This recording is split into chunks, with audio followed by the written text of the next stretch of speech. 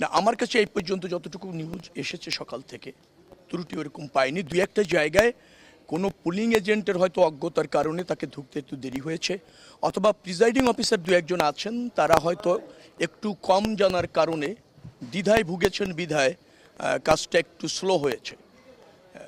Polling agent বসার সুযোগ করে দেওয়া এবং অন্যান্য ভোট প্রক্রিয়াটা শুরু করার জন্য যে মানে প্রাথমিক যে পদক্ষেপগুলি থাকে, করণীয় যা থাকে, সেখানে প্রিজাইডিং অফিসার, পুলিং অফিসাররা কোনো কোনো কেন্দ্রে, দুই একটি কেন্দ্রে তারা একটু হয়েছিল, দ্বিধায় ছিল, অথবা ভালোভাবে শুরু করতে বুঝতে পারছিল না, এরকম ছিল।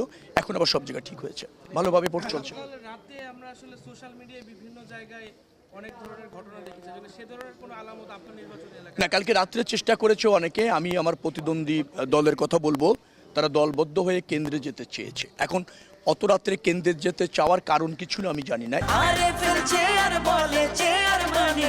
আরএফএল চেয়ার, ক্ষমতার নয় সমতার চেয়ার। এমনও হতে পারে যে তারা হয়তো মনে করেছে যে আমরা দলবদ্ধভাবে গিয়ে প্রিজাইডিং অফিসার, পুলিং অফিসারের সাথে সাক্ষাৎ করে আসি, দেখা করে আসি, আমাদের উপস্থিতি জানান দিয়ে আসি, কিন্তু সেটা যে নির্বাচনী আচরণবিধি লঙ্ঘন হয়, সেটা যে বিধিসম্মত না, সেটা অনৈতিক, অবৈধ, এটা হয়তো তারা জানেন না, এরকমও হতে পারে।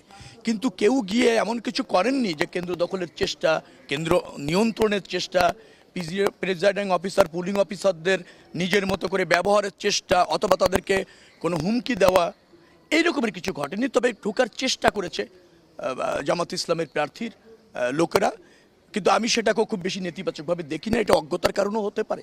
আলটিমেটলি সব কিছু ত্রুটি খোঁজা যাবে না।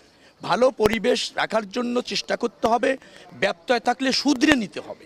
ভাই, জয়ের বিষয়ে আপনি কতটা আশাবাদী? আমি সহজ করে বলি, এই এলাকায় 33 বছর রাজনীতি করেছি, সব পরিস্থিতিতে এই এলাকার মানুষের সাথে থেকেছি, সব পরিস্থিতিতে মানুষের সাথে থেকেছি, যার ফলে আমি মনে করি এই এলাকায় তাদের প্রতিনিধিত্ব করার সুযোগ তারা নিজের দায়িত্ব নিয়ে আমাকে দিতে চায়।